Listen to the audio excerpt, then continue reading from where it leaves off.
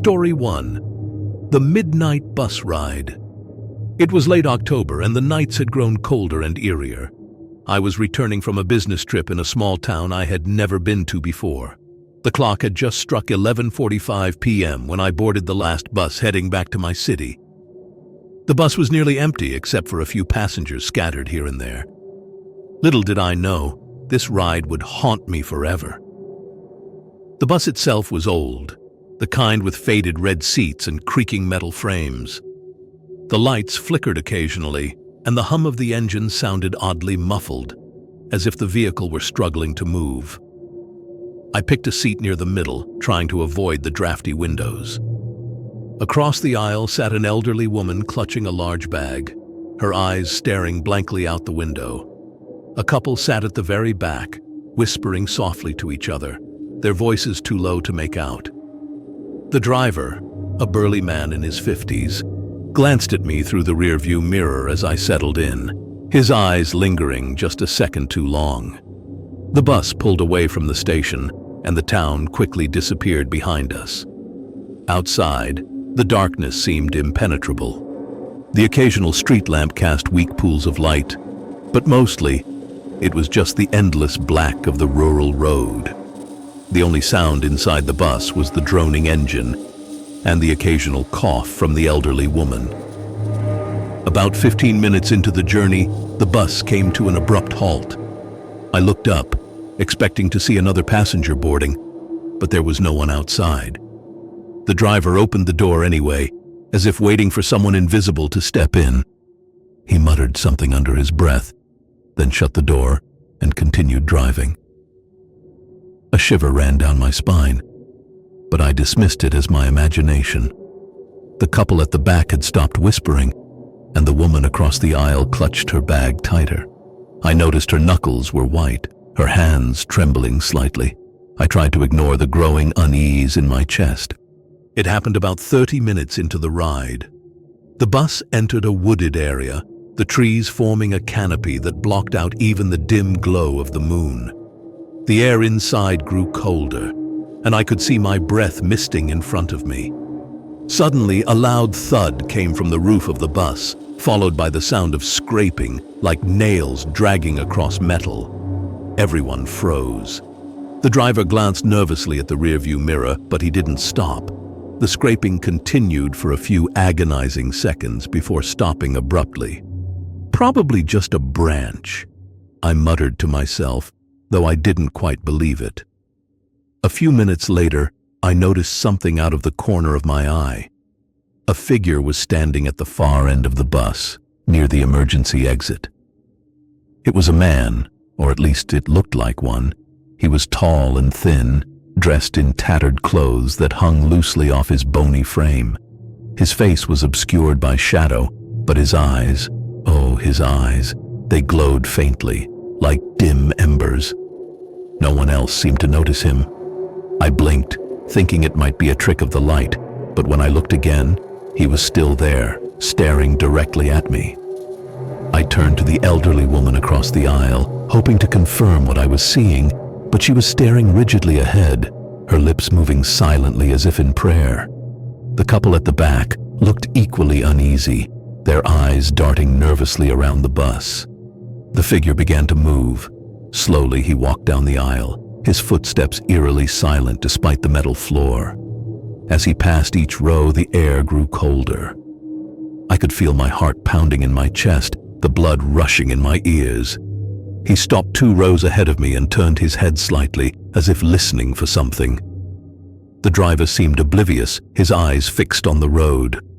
I wanted to call out, to warn him, but my voice caught in my throat. The figure turned his glowing eyes toward me again, and this time, I could see his face more clearly. His skin was pale and stretched tight over his skull, his mouth twisted into a grotesque grin. Without warning, the bus jolted violently, throwing everyone forward. The lights flickered, and for a moment, everything went dark. When the lights came back on, the figure was gone.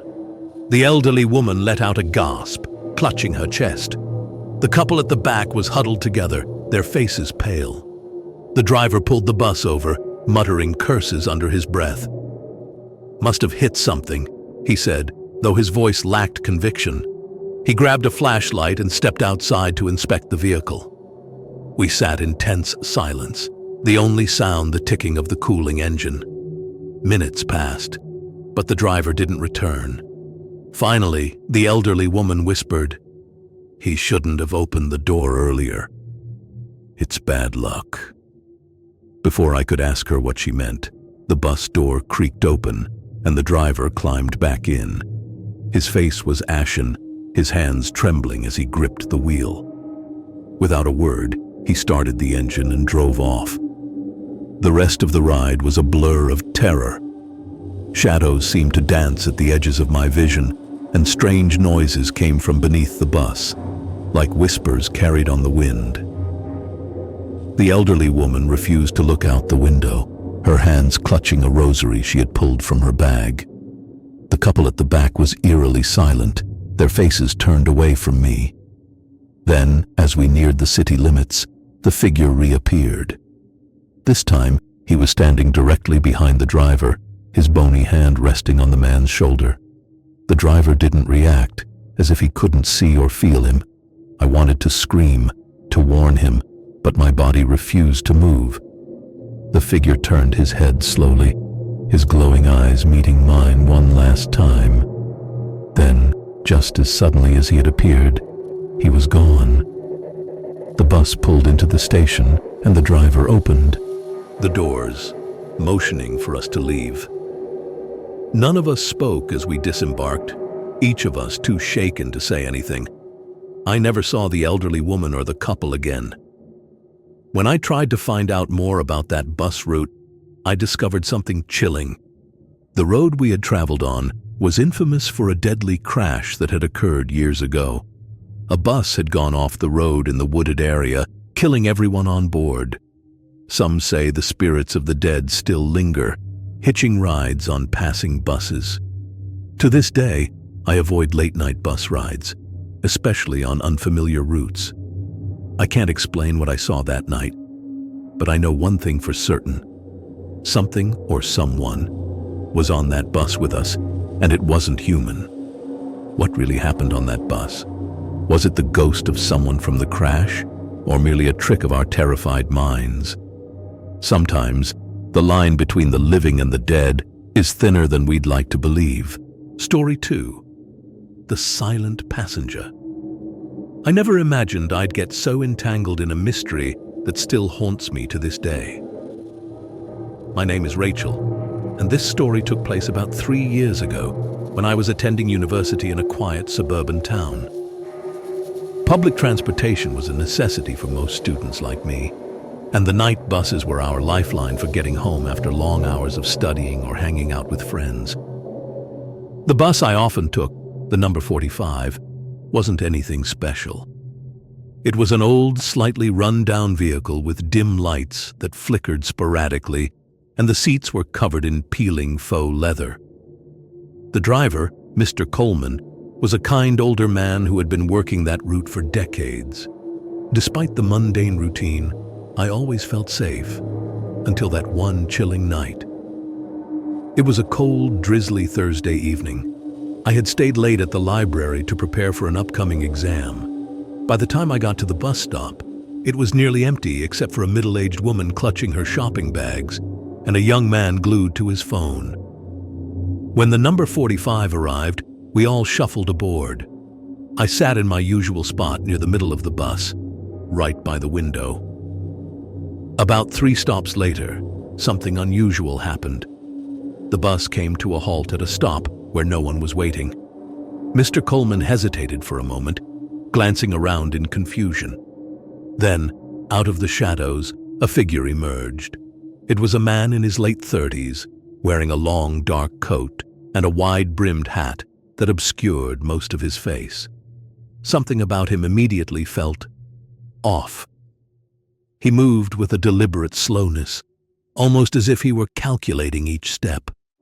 When he boarded, he didn't pay the fare or even acknowledge Mr. Coleman. Instead, he walked straight down the aisle and sat at the very back of the bus. His presence was unnerving, but I convinced myself it was just my imagination running wild. As the bus continued its route, the atmosphere grew heavier. The other passengers seemed to feel it too. The young man had stopped scrolling through his phone and was now nervously glancing toward the back. The woman with the shopping bags clutched them tighter, her knuckles white. I decided to take a closer look at the stranger. Turning my head slightly, I tried to catch a glimpse of his face, but what I saw made my heart skip a beat.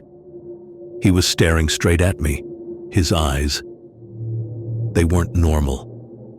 They were a pale, milky white, as if he were blind. Yet there was an intensity in his gaze that felt almost predatory. I quickly turned back to face the front, my pulse racing. Why was he staring at me? And how had he known I was looking at him? I told myself to calm down, but a creeping dread settled in my chest. About 10 minutes later, the bus came to an unexpected stop in the middle of nowhere. The road was surrounded by dense woods, and there were no streetlights in sight. Mr. Coleman got on the intercom to announce that there was a mechanical issue and that it would take a few minutes to resolve. As he spoke, the lights inside the bus flickered violently before going out completely, plunging us into darkness. Panic began to set in among the passengers.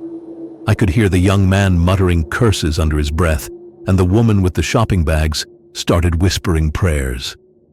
Then, out of the silence, came a sound that sent chills down my spine.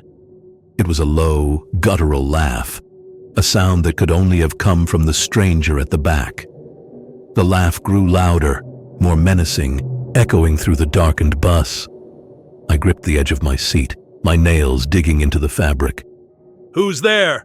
Mr. Coleman called out, his voice trembling. No one answered. Instead, the bus shuddered as if something massive had slammed into it.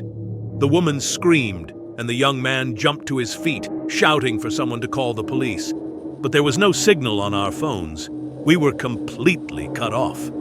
When the lights flickered back on a few moments later, the stranger was gone. His seat at the back was empty, and there was no sign of him anywhere on the bus. Mr. Coleman searched the vehicle, but it was as if the man had vanished into thin air. What was even more disturbing was the object left behind on his seat. It was a small, leather-bound notebook. Hesitant but curious, I picked it up. The cover was worn, and the pages inside were filled with strange symbols and cryptic notes. One phrase, written repeatedly, stood out. "They're watching. They're always watching." I felt a cold sweat break out on my forehead. Who was this man? And what did he mean by they? The rest of the ride was tense and silent. No one spoke, and we all kept glancing over our shoulders as if expecting the stranger to reappear. When we finally reached the last stop, I practically ran home, clutching the notebook tightly. Over the next few days, I couldn't stop thinking about what had happened. I tried researching the symbols and phrases in the notebook, but found nothing conclusive. It was as if the answers were just out of reach, tantalizingly close, yet impossible to grasp. Then one night, I had a dream. In it, I was back on the number 45, but this time, I was alone. The bus was moving through a dense fog, and the stranger was sitting across from me, his milky eyes fixed on mine. He leaned in close and whispered something I couldn't understand. When I woke up, the words were still echoing in my mind, though their meaning remained a mystery. To this day, I don't know who or what that man was. Some nights, I wonder if he was even human. Was he warning us about something? Or was he part of a larger, more sinister plan? One thing is certain, I never took the number 45 bus again. And whenever I pass by that route, I can't help but feel like someone or something is watching me from the shadows. Story 3. The Final Passenger. It was a quiet autumn night when the incident happened, the kind of night where the world feels muted, wrapped in a heavy blanket of stillness. My name is Alex, and this is a story I've never shared with anyone before. Even now, I struggle to make sense of it. All I know is that it left me questioning the boundaries between the living and the dead. I had just finished my shift at the diner where I worked part-time while studying at university. It was past 11 p.m., and the last bus of the night, the number 27, was my only way home. The route was infamous for being eerie. It cut through the outskirts of town, passing old abandoned buildings and stretches of empty farmland. But I had taken it dozens of times before without issue. That night, the bus was almost empty. The only other passengers were an elderly man sitting near the front and a woman in her 30s, engrossed in a book. I found a seat near the middle, close enough to the driver to feel secure, but far enough from the others to enjoy some solitude. As the bus rattled down the dark, desolate road, I plugged in my headphones and leaned against the window, watching the sparse streetlights flicker by. Everything seemed normal, until we reached a stop that shouldn't have been on the route. The bus hissed to a halt in front of a decrepit-looking building. It was an old boarding house, its windows boarded up, and its sign faded to the point of being illegible. I glanced at the route map displayed above the driver and frowned. This wasn't a scheduled stop. The driver, a man in his 40s with a gruff demeanor, seemed confused too. He craned his neck to look out the door, then muttered something under his breath before opening it. "Anyone getting on?" he called out, his voice carrying an edge of irritation. At first, no one appeared. Then, from the shadows, a figure emerged. It was a young woman dressed in an old-fashioned dress, the kind you'd expect to see in a black and white photograph. Her hair was tied back in a neat bun, and her pale face was framed by delicate features. She carried no bag, no phone, nothing that indicated she belonged in this century. She stepped onto the bus without a word and chose a seat at the very back. As she passed by, a chill swept through the cabin, making the hair on my arms stand on end. I tried to shake off the feeling, attributing it to the draft from the open door. The bus resumed its journey, but something had changed. The air felt heavier, charged with an inexplicable tension. The elderly man shifted uncomfortably in his seat, and the woman with the book kept glancing nervously over her shoulder. I couldn't resist sneaking a look at the new passenger. She sat perfectly still, her hands folded neatly in her lap, staring straight ahead as if lost in thought. Her presence was unsettling, but I couldn't pinpoint why. Maybe it was the way she seemed so out of place, like a character from another time who had wandered into ours by mistake. Then came the whispers. At first, I thought it was the sound of the wind sneaking through a crack in the window, but as I listened more closely, I realized it was a voice, soft, almost inaudible, murmuring in a language I didn't recognize. The whispers seemed to emanate from the back of the bus, where the woman was sitting. The driver must have heard it too, because he glanced nervously into the rearview mirror. "Hey, miss," he called out, his voice shaky. "You all right back there?" The woman didn't respond. Instead, she slowly turned her head to look at him. And then, for the first time, she spoke. "This is my stop," she said, her voice calm but with an unsettling undertone that sent a shiver down my spine. The driver frowned. "We're not near a stop," he replied. "We're in the middle of the road." The woman didn't argue. She simply stood up and walked to the door. The bus screeched to a halt, though the driver hadn't touched the brakes. The doors opened on their own, and she stepped out into the darkness. As soon as her feet hit the ground, the doors closed behind her, and the bus started moving again. That's when I saw it. Looking out the window, I caught a glimpse of where she had gotten off. It wasn't just an empty road. It was a cemetery. And she wasn't walking away. She was standing still, staring back at the bus with eyes that seemed to glow faintly in the moonlight. No one said a word for the rest of the ride. The elderly man clutched his coat tightly, muttering prayers under his breath. The woman with the book closed it and held it to her chest, her knuckles white. When the bus finally reached the last stop, we all hurried off as quickly as possible. The driver locked the doors behind us and drove away without waiting for his usual smoke break. That night, I couldn't sleep. The image of the woman standing in the cemetery haunted me. Who was she? What was she doing on that bus? And why did it feel like she had been waiting for us? Over the next few weeks, I tried to find answers. I researched the cemetery and the old boarding house we had stopped at. Both had long histories of tragedy. The boarding house had been abandoned after a fire claimed the lives of several residents in the 1950s. The cemetery was known for being a hot spot for ghost sightings, with locals reporting strange lights and figures. But the most chilling discovery came from an old newspaper article. It featured a photograph of a young woman who had died in the boarding house fire. She was wearing the same dress as the passenger on the bus. Was it her? Had we encountered her restless spirit that night? Or was it all just a bizarre coincidence? To this day, I don't have the answers. But one thing is certain: I'll never ride the number 27 bus again.